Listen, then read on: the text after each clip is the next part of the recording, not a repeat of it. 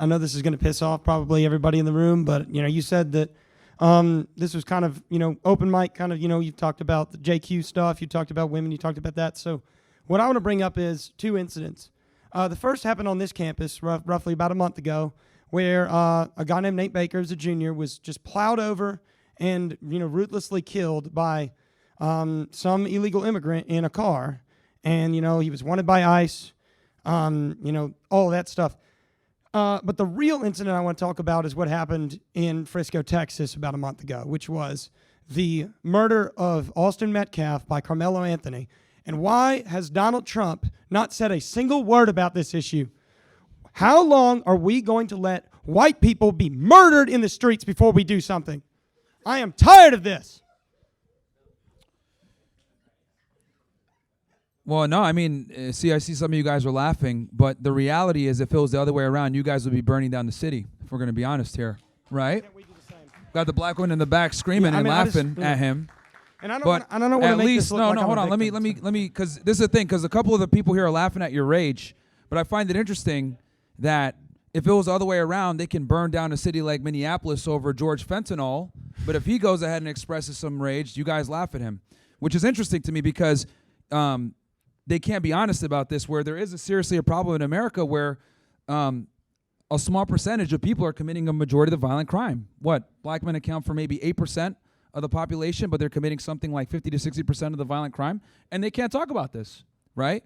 So I do think that there's a problem here where we need to address black culture. We need to address the degeneracy. We got to address the violent gang and rap culture, and it's an issue. And the thing is that guys like him can't speak up about it. He speaks up about it, and then we got black girls in the back laughing at him. But when they kill a black man, y'all are rioting all over the place and burning cities down, and nobody says anything to you guys. So I think he has a right to be pissed off. I was pissed off when I saw it. I mean, I just have kind of a follow-up to that. I just have a follow-up to that. You talking about this is kind of like a socioeconomic thing, a culture thing. Well, if that's true, why have the crime rates kind of stayed the same since the 60s, since the civil rights movement even? Before rap music, speaking on that rap music, why doesn't rap music make white people go just murder people in the streets? Is this a culture thing, or is this just simply a race issue?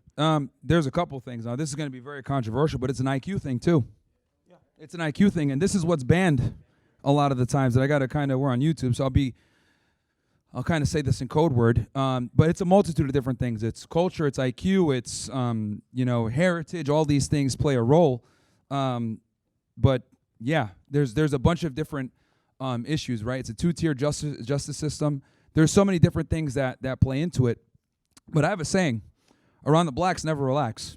So take from that what you will. Living around white people is not a human right. You don't get to live with us all the time, all right? This is our country that we built. Yeah, white immigrants built this country. Thank you. Read the Naturalization Act of 1790. No, it's the truth. This country was founded by white Protestant men. And yes, I understand that black people have been a part of this country since the beginning because of slavery, and I'm not endorsing I think the girls slavery. over there don't like what you're saying. And I know that, yeah. Yeah, and the logical consequence of slavery is that, you have these people displaced in this country, and, at the time, maybe the better choice should have been to just send them back to Africa. Because clearly they can't integrate in a proper society and live with us without just murdering each other in the streets. So it really kind of makes you think, well, now, it's baked in now. What can we do about it? And, some people I watch Nick, like Jason Whitlock, he had that thing with Jason Whitlock where Jason Whitlock says, oh, well, if they're just Christian, man, then, things would be different. But then you look at countries like the Democratic Republic of Congo. That country's 95% Catholic, roughly. And they have one of the highest murder rates in the world. And, their country's it's a failed state. And it just really makes you think, it's not a culture issue, it's not socioeconomics, it's not religion, then, what is it? Yeah, no, I mean, IQ does play a huge role in it. And that's the thing that people don't like to discuss. But, yeah, no, that's true, man. I mean, the truth hurts sometimes for people. But yeah, they've done meta-analysis on this with IQ and race, and the data doesn't lie, In general, black people tend to have lower IQs, so it is what it is.